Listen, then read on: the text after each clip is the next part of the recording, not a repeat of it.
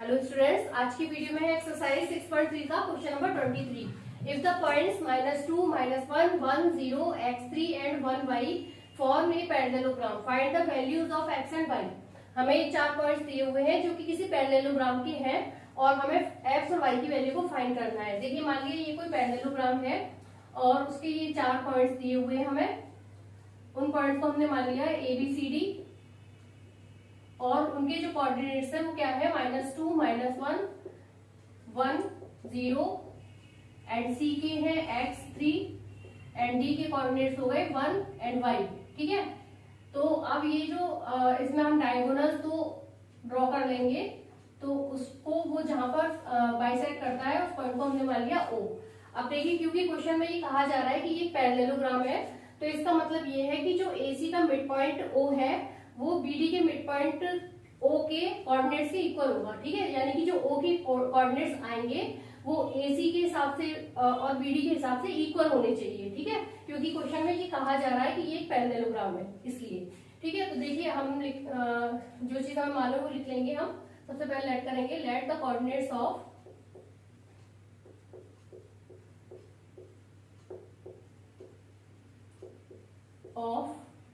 Parallelogram ABCD are, ये हमें दिए हुए हैं, तो हम लिखेंगे the coordinates of parallelogram ABCD are. A के हमने ए को मान लिया -1, -2 एंड -1 एंड बी के है 1, 0, C, x3 and D 1 and y। ठीक है, तो अब मिड पॉइंट थ्योरम का यूज करेंगे, क्योंकि AC का जो मिड पॉइंट है उसके हिसाब से हम कोऑर्डिनेट्स को पहले फाइंड करेंगे। इसी तरह से BD के मिड पॉइंट के हिसाब से भी हम O के कोऑर्डिनेट्स को फाइंड करेंगे। तो लिखेंगे O is the mid point of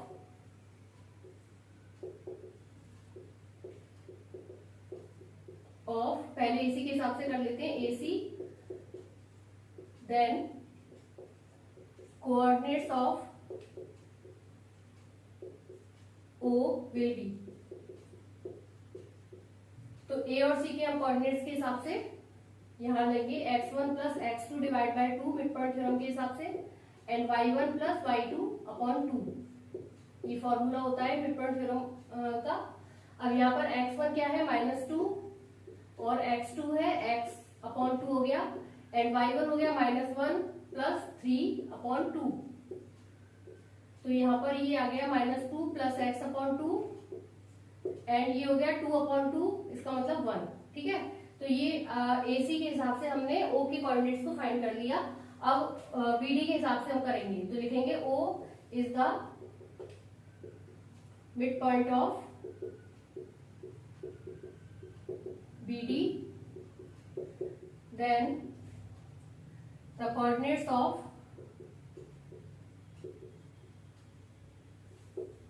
O will be। Formula यही है, इसके हिसाब से हम BOD के कोऑर्डिनेट्स को देख लेंगे, तो ये आ जाएगा 1 plus 1 upon 2 and 0 plus y upon 2। तो ये तो 2 अपॉन 2 हो गया 1 के इक्वल, एंड ये हो गया y अपॉन 2 के इक्वल। ठीक है, तो अब देखिए यहाँ पर कोऑर्डिनेट्स आ गए AC के हिसाब से भी, O के एंड BD के हिसाब से भी। तो इसका मतलब क्या है कि ये वाला जो x की वैल्यू है वो इसके बराबर है और ये y की वैल्यू इसके बराबर है, क्योंकि क्वेश्चन में दिया गया है कि ये पैरेललोग्राम है। ठीक है, तो इसका मतलब हो गया, हम लिखेंगे on comparing -2 plus x upon 2 किसके इक्वल होना चाहिए, इक्वल टू 1। सॉल्व करेंगे इसे, -2 प्लस x इक्वल टू 2, तो ये हो गया x इक्वल टू 2 प्लस 2 4। ठीक है, x की वैल्यू हमने फाइंड कर ली, क्या आ गई 4। इसी तरह से ये जो 1 की वैल्यू है वो y अपॉन 2 के इक्वल होगी, तो लिखेंगे now 1 is equal to y upon 2। तो y की वैल्यू क्या आ गई, क्रॉस मल्टीप्लाई से 2, तो x की वैल्यू आ गई 4 एंड y की वैल्यू आ गई 2। ये हो गया आपका answer.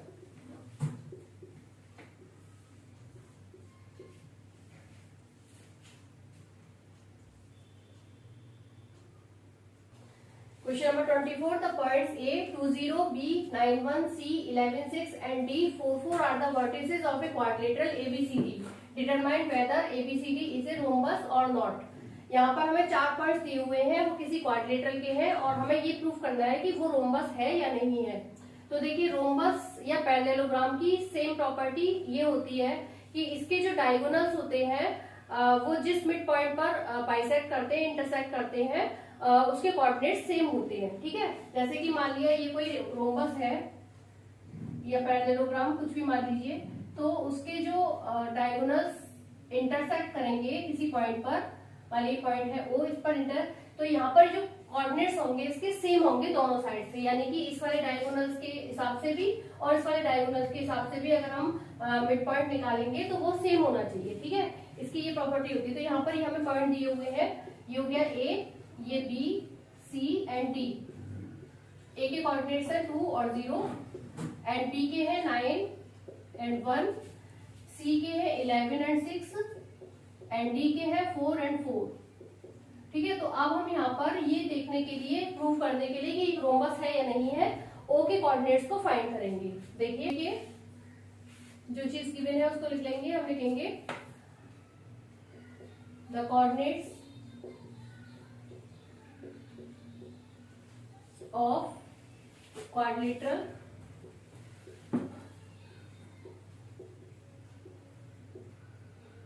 ABCD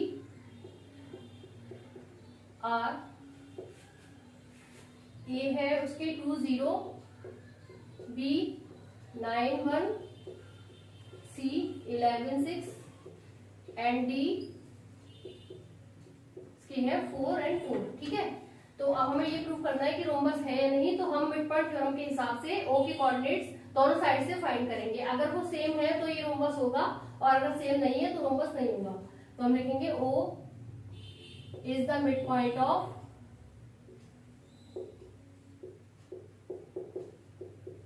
AC, then coordinates of O will be, formula क्या होता है, x1 plus x2 divide by 2 and y1 plus y2 divide by 2। ठीक है, तो A और C के कोऑर्डिनेट के हिसाब से हम O के कोऑर्डिनेट्स निकालेंगे।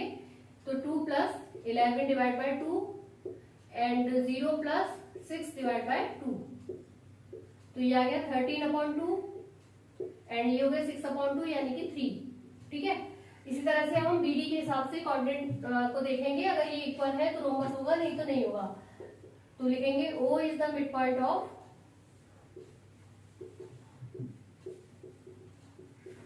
BD, then coordinates of O will be, तो फॉर्मूला तो यही है, इसमें x और y, इसमें A, B और D के कोऑर्डिनेट्स को हम लेंगे, तो ये जाएगा 9 प्लस 4/2 एंड 1 प्लस 4/2। तो ये क्या आ गया 9 और ये हो गया 13/2 और ये हो गया 5/2। ठीक है, तो अब हम देखते हैं कि ये बराबर है कि नहीं। तो यहाँ पर ये 13/2 तो सेम है, लेकिन ये यहाँ पर y की वैल्यू जो है वो 3 है और यहाँ पर 5/2 है। इसका मतलब कोऑर्डिनेट जो है वो दोनों साइड से सेम नहीं है, तो ये ना तो ये पैरेललोग्राम है ना ही ये रोम्बस है। तो हम लिखेंगे the coordinates of O is not same from both sides.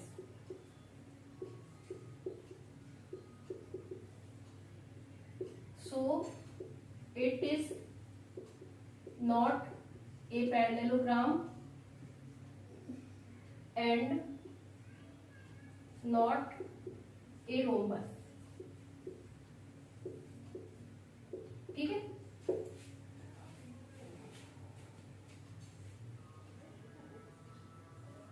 देखिए question number 25, in what ratio does the point -4 6 divide the line segment joining the points A -6 10 and B 3 -8।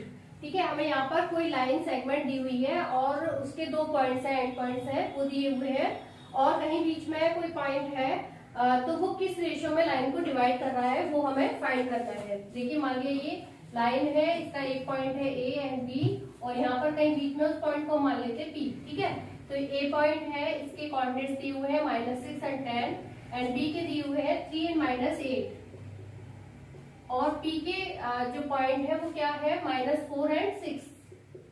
अब इसका हमें रेशियो फाइंड करना है, तो रेशियो हमने late कर लिया m रेशियो n, ये हमें फाइंड करना है। ठीक है, तो अब देखिए हम लिखेंगे लेट द पॉइंट P जिसके कोऑर्डिनेट्स है -4 and 6 divide the line segment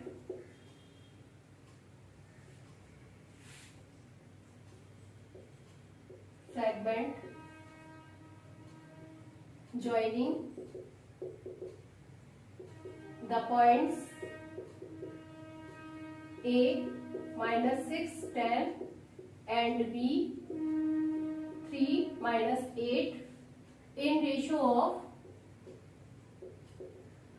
m ratio n। ठीक है, इस रेशियो में मान लिया वो डिवाइड कर दिए लाइन। तो अब इसमें सिंपली रेशियो वाला फॉर्मूला हम अप्लाई करेंगे, चाहे जैसे कि मान लिया इसको तो हम x1 मानते हैं, ये हो गया x2, एंड इसी तरह से ये x1 और ये है y1, एंड ये है x2 एंड ये है y2, और ये जो बीच वाली पॉइंट होता है इसको x और y मानते हैं। ठीक है, तो अब हम रेशियो का जब फॉर्मूला अप्लाई करेंगे तो हम कोई भी या तो x की वैल्यू को रख के फॉर्मूला रख लें या y की वैल्यू को, तो दोनों के ही रेशियो दोनों का सेम, दोनों ही तरफ से सेम आएगा। तो मान लिया हम x के हिसाब से करते हैं, तो हम लिखेंगे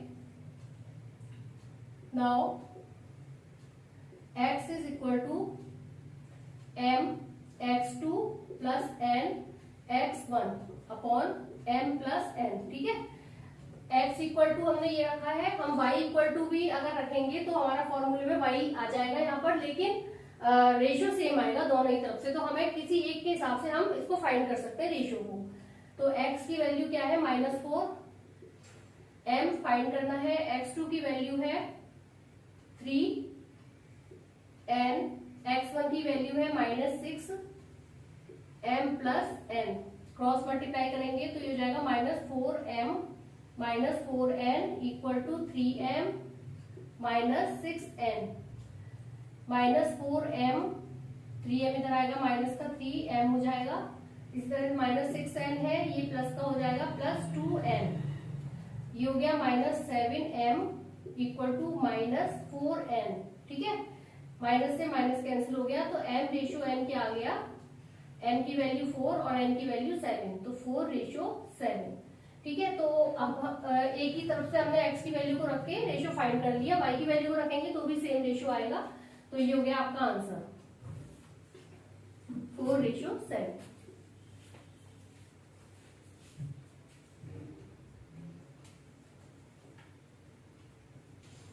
ये बच्चों यहाँ पर थोड़ा सा मिस्टेक हो गई है, यहाँ पर ये 4n है, तो यहाँ 4n आपको लिखना है। ठीक है, तो यहाँ पर हो जाएगा 7n और यहाँ पर हो जाएगा ये 2n। आंसर हो गया 2:7। ठीक है,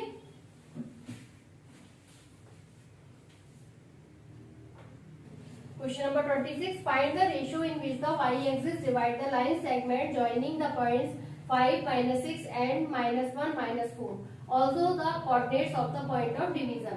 हमें किसी लाइन सेगमेंट के 2 एंड पॉइंट्स दिए हैं और जो कि y एक्सिस पर डिवाइड करते हैं। जैसे कि मान लिया कोई लाइन सेगमेंट है, ये पॉइंट हो गया a एंड ये हो गया b, इसको हमने मान लिया a एंड b, इसके कोऑर्डिनेट्स हो गए -5 और -6 एंड b के हो गए -1 एंड -4। कहीं पर कोई पॉइंट है तो वो y एक्सिस पर डिवाइड लाई करता है। ठीक है, तो ये पॉइंट को हमने मान लिया p, इसके कोऑर्डिनेट्स हो गए, अगर y एक्सिस पर लाई करता है तो इसका मतलब जो एक्सिस हो गया वो 0 हो गया एंड y की जगह हमने y लिख दिया। ठीक है, y एक्सिस पर लाई करता है इसलिए 0 और y इसके कोऑर्डिनेट्स होंगे, तो हम लिखेंगे the point lies on y axis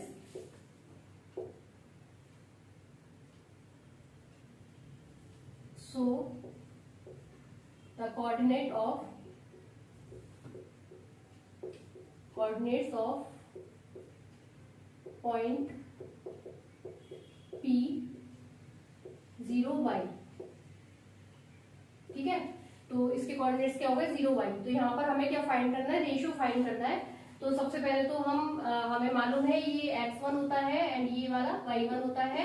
इसी तरह से इसको x2 मानते हैं एंड ये हो गया y2, और ये जो होता है x और y जो पॉइंट बीच में कहीं पर डिवीजन में होता है, ठीक है। तो अब हम यहाँ पर रेशियो का फॉर्मूले का इस्तेमाल करेंगे और x की वैल्यू के हिसाब से पहले रेशियो फाइंड करेंगे, उसके बाद हमें कोऑर्डिनेट फाइंड करने हैं पॉइंट ऑफ डिवीजन के। तो हम लिखेंगे now x is equal to, ratio का फॉर्मूला क्या होता है m x2 plus n x1 divide by m plus n, ठीक है। और जो पॉइंट है p वो डिवाइड करता है and divide the line segment in ratio of m ratio n, ठीक है। इस रेशियो में डिवाइड करता है। तो x की वैल्यू को हमने 0 लिख लिया, m फाइंड करेंगे हम, x2 कितना है -1 एंड x1 है 5 और ये हो गया m प्लस n का क्रॉस मल्टीप्लाई किया 0 आ गया, ये हो गया -m प्लस 5n, ठीक है। तो -m को जब इधर लाएंगे तो m इक्वल टू 5n, तो m रेशियो n क्या हो गया 5:1, ठीक है। तो अब ये रेशियो हमने यहाँ पर फाइंड कर लिया। अब हमें क्या फाइंड करना है यहाँ पर कि जो पॉइंट ऑफ डिवीजन के कोऑर्डिनेट्स को फाइंड करना है, ठीक है। तो एक कोऑर्डिनेट तो हमें मालूम है 0 है, तो हम यहाँ पर y की वैल्यू को फाइंड करेंगे। तो रेशियो वाला फॉर्मूला ही अप्लाई करेंगे और उससे, क्योंकि रेशियो हमने फाइंड कर लिया 5:1 आ गया, उसको हम इस फॉर्मूले में लिखेंगे। तो m y2 plus n y1 divide by m plus n,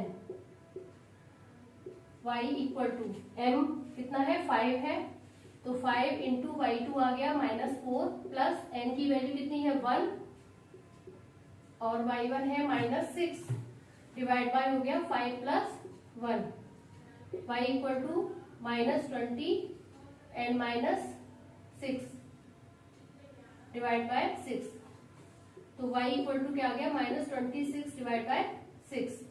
तो अब ये 2 से हम कैंसिल कर देंगे तो ये आ जाएगा -13 डिवाइड बाय 3, ठीक है। तो जो कोऑर्डिनेट्स है वो क्या आ गए, आंसर क्या हो गया, हम लिखेंगे कोऑर्डिनेट्स ऑफ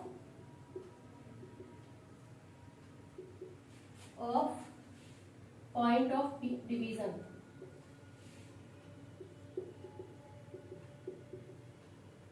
कितने हैं 0 एंड -13/3, तो आंसर हो गया 0 -13/3।